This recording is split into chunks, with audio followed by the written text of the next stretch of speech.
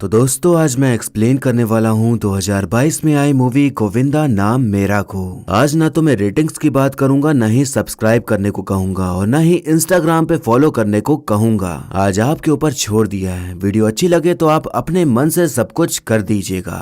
तो मूवी की शुरुआत में हम गोविंदा नाम के एक लड़के को देखते हैं जो कि खंडहर सी जगह पर फांसी का फंदा लगाकर खुद को मारने जा रहा होता है, लेकिन उससे पहले अपनी प्रेमिका को मैसेज करके कहता है कि वो मरने जा रहा है, अगर बचाना चाहती है तो आके मिलो। वो वहाँ टाइम पास कर ही रहा होता है कि तभी उसे किसी गाड़ी के ठुकने की आवाज आती है, तो वो उस तरफ भागता है। जिसकी गाड़ी ठुकी थी गोविंदा उसे सैंडी कहकर पुकारता है, यानी कि वो उसे जानता था। वो जल्दी से चेक करने लगता है कि कहीं वो टपक तो नहीं गया, लेकिन तभी उसकी नजर नशीले पाउडर के पैकेट्स पे पड़ती है जो कि उसकी गाड़ी में रखे हुए थे। तभी कहानी यहाँ से कुछ महीने पीछे जाती है और हम गोविंदा की धर्मपत्नी गौरी को देखते हैं, जिसके सामने गोविंदा की एक नहीं चलती थी और वो बस उसका गुलाम बनकर रहता था। गौरी काफी सख्त किस्म की औरत थी जो अपने पति को अपने कंट्रोल में रखे हुए थी और उसे अपने इशारे पे नचाती थी। गोविंदा उससे छुटकारा पाना चाहता था, लेकिन गौरी की एक शर्त थी कि अगर वो उसे 2 करोड़ रुपए देगा तभी वो तलाक देगी, वरना ऐसे ही उसकी जिंदगी में भटकती आत्मा बन के उसे सताती रहेगी। उस घर में मंजू नाम की एक नौकरानी काम करती थी जो कि वो भी गोविंदा को इज्जत नहीं देती थी, बल्कि उसे एकदम नाकारा ही समझती थी। गोविंदा पेशे से बैकग्राउंड डांसर का काम करता था और साथ ही साथ डांस क्लासेस भी चलाता था, लेकिन उसका ये पेशा उसे पैसा नहीं दे रहा था, इसलिए उसे कोई इज्जत भी नहीं देता था। यहाँ हमें बताया जाता है कि गोविंदा के पिता गोपी तमिल फिल्म के एक्शन मास्टर थे और बॉलीवुड की एक फिल्म में एक्शन शूट करने के लिए मुंबई आए थे। फिर उन्हें उसी फिल्म में काम करने वाली बैकग्राउंड डांसर आशा से प्यार हो गया और उसी से शादी भी हो गई और फिर उसके बाद पैदा हुआ गोविंदा। एक दिन गोपी घोड़े पे सवार होकर कहीं घूमने गया, लेकिन खाई से गिरकर उसकी मौत हो गई। फिर यहाँ पता चला कि गोपी बहुत बड़ा गोलेबाज था, क्योंकि तमिलनाडु में उसकी पहले से ही शादी हो रखी थी और एक बच्चा भी था। वाइफ का नाम चारुलता और बेटे का नाम विष्णु था। गोपी का एक बहुत बड़ा बंगला था जहाँ गोविंदा और उसकी माँ रहते थे। तो गोपी के मरने के बाद जब चारुलता को खबर मिली तो वो बंगला हड़पने चली आई, जबकि बंगला गोविंदा और माँ के ही नाम था। उस दिन के बाद से अब तक इस बंगले को लेकर कोर्ट में केस चल रहा है, लेकिन अभी तक ये क्लियर नहीं हो पाया कि बंगला किसको मिलेगा, विष्णु और उसकी माँ को या गोविंदा और उसकी माँ को। अब हम गोविंदा की माँ को देखते हैं जिनको लकवा मार चुका था, जिसके कारण उनका शरीर चलने फिरने के काबिल नहीं रह गया था। और वहीं पर हम गोविंदा के मित्र कौस्तुभ को देखते हैं जो कि पेशे से वकील होता है और वही गोविंदा की तरफ से बंगले के केस को लड़ रहा था। आज कोर्ट में सुनवाई थी तो कौस्तुभ कुछ फोटोज अदालत में पेश करता है जो ये प्रूव कर रही थी कि गोपी और आशा की शादी पहले हुई थी, इसलिए बंगला उनका ही है। विष्णु का वकील कहता है कि ये फोटोज एक मूवी के सेट की हैं जहां उन दोनों ने शादी की एक्टिंग करी थी, तो ये प्रूव नहीं होता कि उनकी सच में शादी हुई थी। गोविंदा ने सोचा था कि आज तो केस खत्म हो जाएगा, लेकिन उनका वकील एकदम आगे निकला, जिसके कारण उसका फेक फोटो वाला प्लान फेल हो जाता है। गोविंदा की माँ उससे अलग एक चौल में रहती थी, तो वो उसे छोड़ने के लिए उनके साथ जाता है। तो यहाँ हमें पता चलता है कि माँ बिल्कुल चकाचक हैं और उन्हें कोई बीमारी नहीं है। वो इतने सालों से बस एक्टिंग कर रही थी ताकि उनकी हालत देखकर सब सहानुभूति दें और दया दिखाकर वो केस जीत जाएं। पर अफसोस उनका ये नाटक भी कुछ खास काम नहीं आ रहा था। अब हम गोविंदा की प्रेमिका सुक्कू को देखते हैं। जी हाँ, गोविंदा की शादी हो रखी थी, पर फिर भी उसकी एक प्रेमिका थी जिससे गौरी को कोई भी परेशानी नहीं थी, क्योंकि वो तो बस दहेज में खर्च हुए अपने पिता के पैसे लेकर गोविंदा को तलाक देना चाहती थी। सुक्कू चाहती थी कि जल्द से जल्द गोविंदा गौरी को छोड़कर उससे शादी कर ले, पर गौरी बिना पैसे लिए उसका पीछा ही नहीं छोड़ रही थी। अब हम देखते हैं कि सारा दिन काम करने और प्रेमिका के साथ 2 पल बिताने के बाद गोविंदा अपने घर जा रहा होता है कि तभी पुलिस ऑफिसर जावेद अपने मगरमच्छ के जबड़े के जैसे मजबूत हाथ से उसके नाजुक अंगूरों को पकड़ लेते हैं और अपनी मुट्ठी में उन्हें जोर से जकड़ते हुए कहते हैं कि जो बंदूक मैंने तुम्हें दी थी वो 2 लाख की थी, लेकिन तुमने मुझे सिर्फ 20,000 दिए, तो बाकी का पैसा कब दोगे।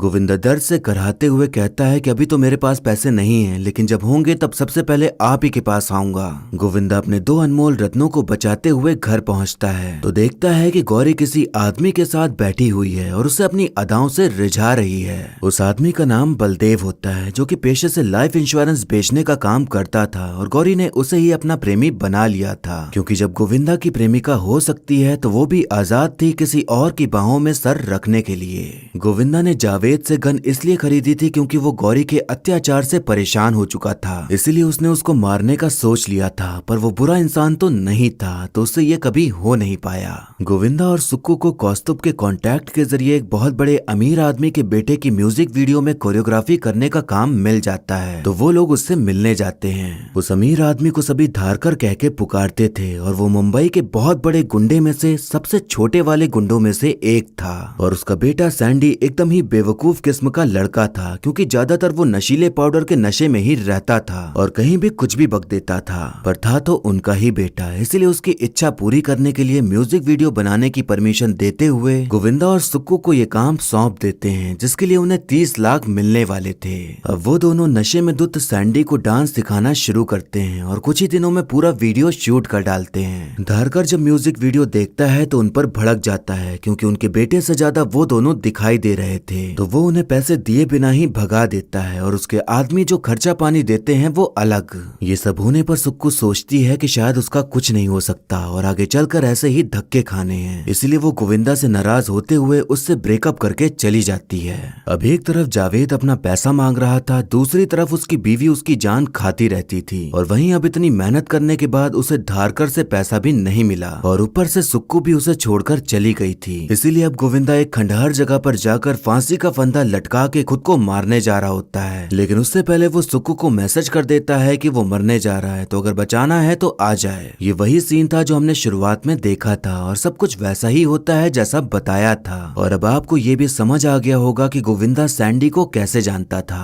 अब वहाँ पर सुक्कू आ जाती है, तो दोनों लोग सोचते हैं कि अगर हम नशीले पाउडर के पैकेट्स चुरा लें तो करोड़पति बन जाएंगे, इसीलिए सैंडी को बिना हॉस्पिटल ले जाए वो लोग पैकेट चुरा के निकल लेते हैं। वो दोनों जब घर पहुंचते हैं तो वहाँ का नजारा देख के उनकी आंखें फटी की फटी रह जाती हैं, क्योंकि गौरी खून से लथपथ जमीन पर पड़ी हुई थी और उसकी मौत हो चुकी थी। वो लोग वहाँ से भागने की कोशिश करते हैं, पर बलदेव बाहर ही खड़ा था, लेकिन ताला बंद होने की वजह से अंदर नहीं आ पा रहा था। अब वो लोग सोचते हैं कि अगर किसी ने उनको देख लिया तो शक उन पर ही जाएगा और सोचेगा कि प्रेमी प्रेमिका ने मिलकर प्रेमी की पत्नी को मार डाला, तो वो लोग सोचते हैं कि उन्हें लाश को ठिकाने लगाना होगा। गोविंदा अपने घर के बाहर ही एक गड्ढा खोदता है और वहीं पर गौरी को गाड़ देता है। वहीं सुक्कू सारे सबूत मिटाकर टूटा फूटा सामान पॉलीथीन में भरकर उसे जलाने के लिए लेके चली जाती है। अब सुबह होने पर जब सैंडी को होश आता है तो उसके होश उड़ जाते हैं, ये देखकर कि उसके नशीले पाउडर के पैकेट्स गायब हैं, तो उसकी हालत एकदम खराब हो जाती है और सीधे अपने पप्पा की गोद में बैठकर रोने लग जाता है। वो बताता है कि पिछली रात मुझे किसी का फोन आया जो मुझे नशीले पाउडर के बदले 6 करोड़ दे रहा था, तो मैंने आपके लॉकर से पाउडर निकाला और बेचने चला गया, लेकिन अब पाउडर गायब है। अब हम देखते हैं कि हर रोज की तरह मंजू काम करने के लिए घर आती है, तो उसे गौरी दिखाई नहीं पड़ती, तो उसे शक हो जाता है कि कुछ तो गड़बड़ है। वो गौरी को फोन लगाती है पर फोन कोई उठाता नहीं, लेकिन हमें ये देखने मिलता है कि फोन तो सुक्कू के पास है। गोविंदा को गौरी के फोन का ख्याल आता है, तो वो ये बात सुक्कू से पूछता है, पर सुक्कू कह देती है कि उसे फोन के बारे में कुछ नहीं पता, लेकिन सच तो ये था कि फोन उसके ही पास था। अब यहाँ पर एक राज खुलता है कि सुक्कू विष्णु से मिली हुई है। कुछ महीने पहले विष्णु सुक्कू से मिला था और उसके सामने डील रखी कि उसे गोविंदा की प्रेमिका बनके केस से जुड़ी सारी जानकारी देनी होगी, जिसके बदले उसे पैसे मिलेंगे।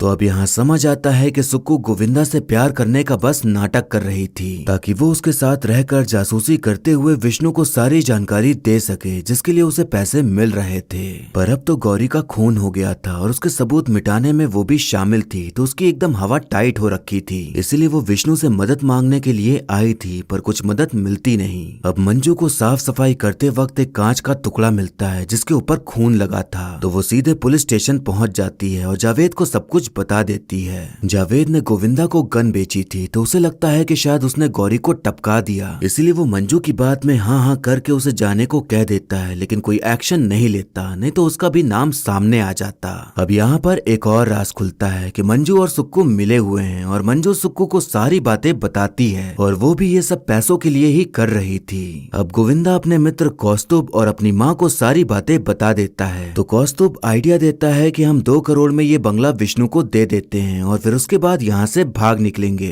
बलदेव काफी दिनों से गौरी से नहीं मिला था और न ही उसे देखा था, तो उसे भी शक हो जाता है कि कुछ तो गड़बड़ घोटाला चल रहा है, इसीलिए वो सीधा मंजू के पास पहुंच जाता है और तब मंजू उसे उसे यही बताती है कि गोविंदा ने गौरी को मार डाला। बलदेव गोविंदा को फोन लगाकर मिलने को बुलाता है और कहता है कि उसे पता है कि गौरी मर गई है, लेकिन उसने मेरे से 2 करोड़ का लाइफ इंश्योरेंस करवाया था जिसके नॉमिनी तुम हो, तो अगर हम उसका जाली मृत्यु प्रमाण पत्र और बाकी कागज जमा कर दें तो हमें 2 करोड़ मिल जाएंगे, जिसमें से 1 करोड़ मेरा होगा। गोविंदा को लगता है कि अब पैसा आ ही रहा है तो आने दो, इसलिए वो बलदेव से ये डील पक्की कर लेता है। अब हम देखते हैं कि विष्णु और गोविंदा में भी डील हो जाती है और गोविंदा 2 करोड़ लेके बंगला देने को तैयार हो जाता है। तभी हम देखते हैं कि विष्णु धारकर को फोन लगाता है और उसे बता देता है कि आपका सारा नशीला पाउडर गोविंदा के पास है। अब धारकर अपनी पावर का इस्तेमाल करते हुए पुलिस द्वारा गोविंदा को उठवा लेता है और फिर उससे पूछताछ शुरू हो जाती है कि उसका पाउडर किधर है। पुलिस ऑफिसर गोविंदा के घर की छानबीन करते हैं पर उन्हें वहाँ कुछ नहीं मिलता।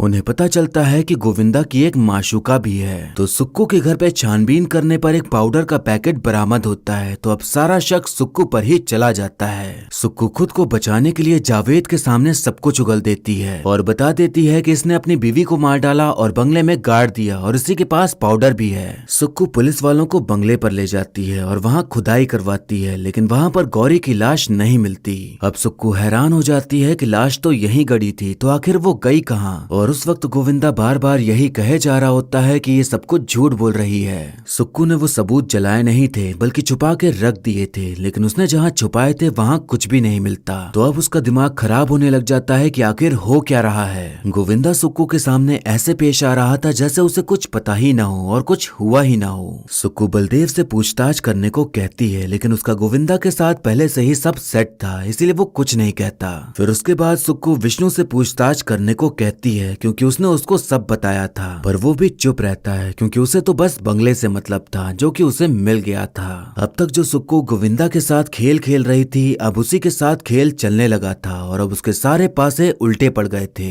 गोविंदा के खिलाफ पुलिस को कोई भी सबूत नहीं मिलता, इसलिए उसे जमानत मिल जाती है। वो जाने से पहले सुक्कू से कहता है कि कमिश्नर को बोलो कि तुम्हारे घर पे जो पाउडर का पैकेट मिला है उसका टेस्ट कराएं और जावेद के घर की तलाशी लें, तब तुम भी आजाद हो जाओगी। सुक्कू के घर में जो पैकेट मिला था उसकी जांच होने पर पता चलता है कि वो पाउडर नकली है। अब पुलिस जावेद के घर पे छापा मारती है तो उसके घर से बाकी पैकेट मिल जाते हैं, जिसके कारण उस पर कार्रवाई शुरू हो जाती है। और अब कमिश्नर धारकर के घर भी छापा मारने के लिए पुलिस को भेज देता है, पर उसके यहाँ कुछ नहीं मिलता। लेकिन तभी उसका बेवकूफ बेटा नशीले पाउडर के पैकेट से भरा थैला घर ले आता है और तब दोनों लोग जेल की हवा खाने के लिए रवाना हो जाते हैं। अब सुक्कू जेल से बाहर आ जाती है तो गोविंदा से मिलने के लिए उसके घर जाती है, पर वहाँ से सभी लोग जा चुके थे। अब हम देखते हैं कि कुछ सरकारी लोग बंगले पर आते हैं और बंगले को सील करना शुरू कर देते हैं। तभी वहाँ विष्णु आ जाता है तो उसका वकील सवाल करता है कि ये बंगला विष्णु के नाम है और इसके पेपर्स भी हमारे पास हैं, तो इसे सील क्यों किया जा रहा है। बड़ा वकील बताता है कि टाउन प्लानिंग कमीशन के एक ऑफिसर ने इस संपत्ति पर केस किया है। 1988 में ये संपत्ति गैर कानूनी तरीके से किसी गोपी नाम के आदमी को बेची गई थी। उन्होंने उस टाइम पर प्लानिंग कमिश्नर को घूस दिया था, पर यह स्कूल लैंड है और हाई कोर्ट ने ये जमीन बीएमसी को दे दिया है और अब यहाँ पर स्कूल ही बनेगा।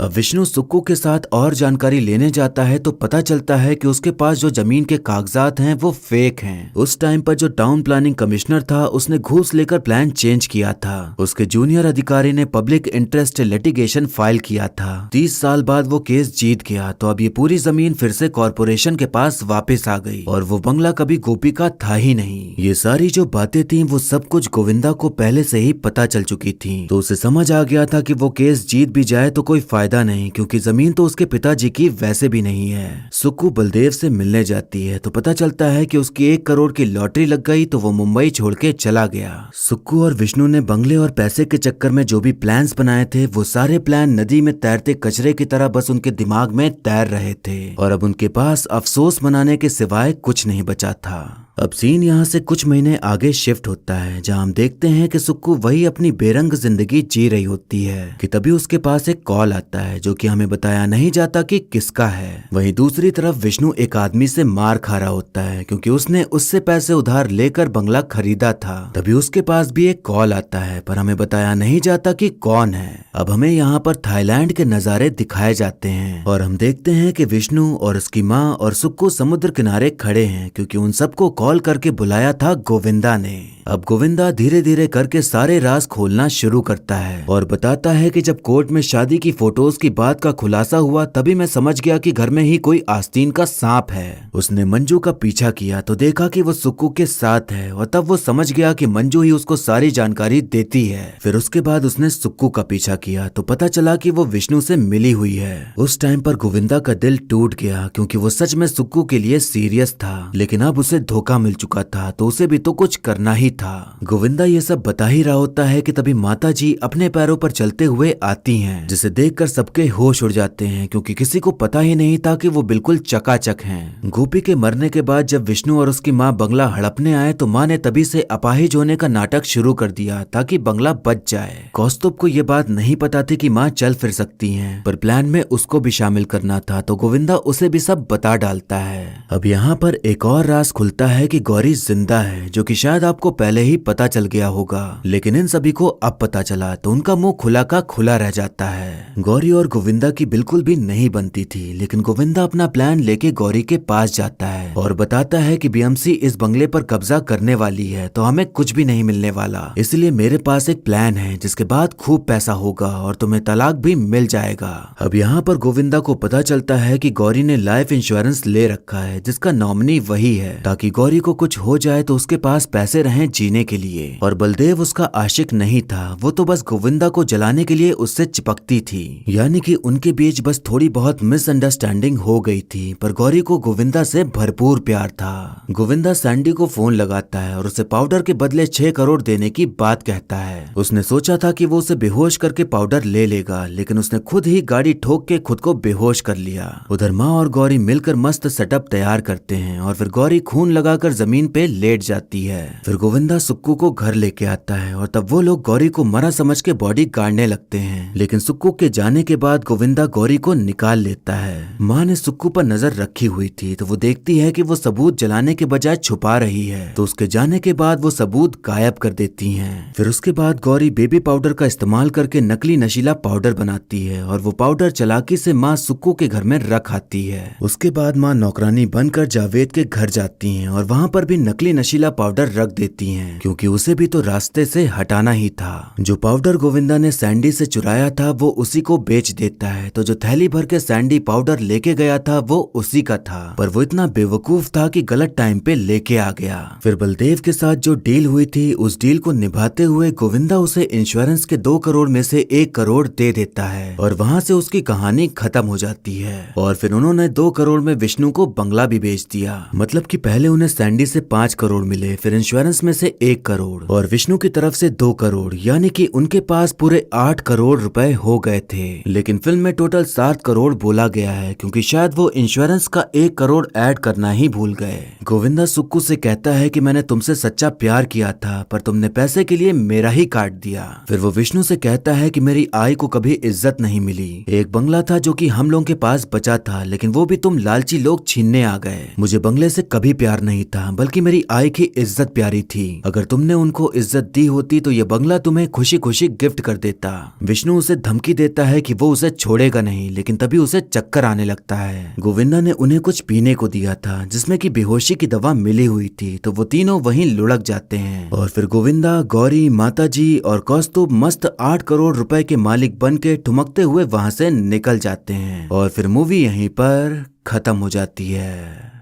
तो दोस्तों, अगर मैं मूवी की बात करूं तो इसमें कुछ समझाने जैसा नहीं है, बल्कि ये ऐसी मूवी है जिसे बस एक बार देख के मनोरंजन किया जा सकता है। बाकी और कुछ भी ऐसा नहीं था जो बताने लायक हो। फिल्म के फर्स्ट हाफ में कहानी बस इधर उधर करने में चली जाती है और कुछ सीन को बहुत खींचा गया है या फिर बार बार वही एक बात बताई गई है। सेकंड हाफ में ही कहानी थोड़ा जोर पकड़ती है और इस मूवी का सारा मजा इसके आखिर के 15 मिनट में ही है, जब सारे राज खुलते हैं। वैसे गौरी का अचानक से मर जाना मन में शक पैदा कर देता है कि जो हमें दिखाया जा रहा है वो सच नहीं है, बल्कि सच कुछ और ही है। और फिर धीरे धीरे हमें कहानी समझ आने लग जाती है और राज खुलने के कुछ समय पहले ही समझ आ जाता है कि गंगाधर ही शक्तिमान है, यानी कि जो चालाक चतुर दिख रहे हैं वही सबसे बड़े बेवकूफ हैं और जिनके ऊपर चाल चल रहे हैं वो उनके ही गेम में फंस रहे हैं। अब एक्टिंग की बात करें तो विक्की कौशल ज्यादातर सीरियस रोल में ही नजर आते हैं, पर इसमें हमें वो कॉमेडी करते हुए नजर आए। उन्होंने एक इंटरव्यू में बोला था कि जब एक ही तरह के किरदार निभाने लगो तो दिमाग फिर एकदम सीरियस टाइप का होने लगता है, इसीलिए इस बार कुछ अलग किरदार निभाने की कोशिश की ताकि दिमाग थोड़ा फ्रेश हो सके।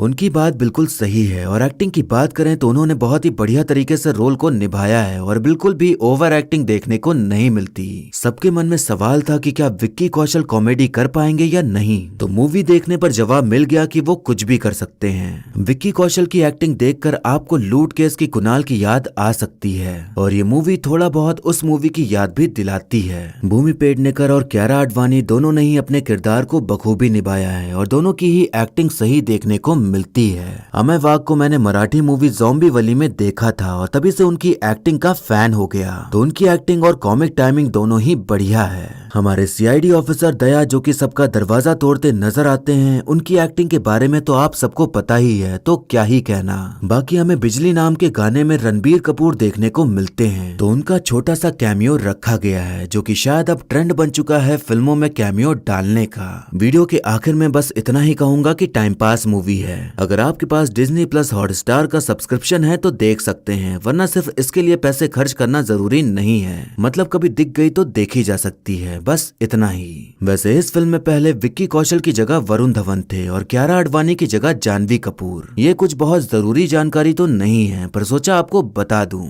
मैं जब मूवी देख रहा था तो मेरी नजर एक लड़की पर पड़ी जो कि एक एक्ट्रेस की तरह लगती है, तो आप जरा बताइए कि आपको ये किसकी तरह लग रही है। इस मूवी का एक्सप्लेनेशन 20 मिनट के आसपास ही गया है, तो अब जिनकी भी शिकायत थी कि वीडियो बहुत लंबी होती है, उनकी शिकायत सुन ली गई है। पर गौर करने वाली बात यह है कि फिल्म में ऐसा कुछ था भी नहीं जो बताया जाए, तो मेन वजह यह है वीडियो छोटी होने का। उम्मीद करता हूँ कि आपको वीडियो पसंद आई होगी, और अगर आई है तो वीडियो को लाइक कर दीजिए और एक कमेंट भी कर दीजिए ताकि मुझे पता चले कि आपको वीडियो अच्छी लगी। बाकी मिलते हैं नेक्स्ट वीडियो में, तब तक के लिए टाटा बाय बाय और नमस्ते।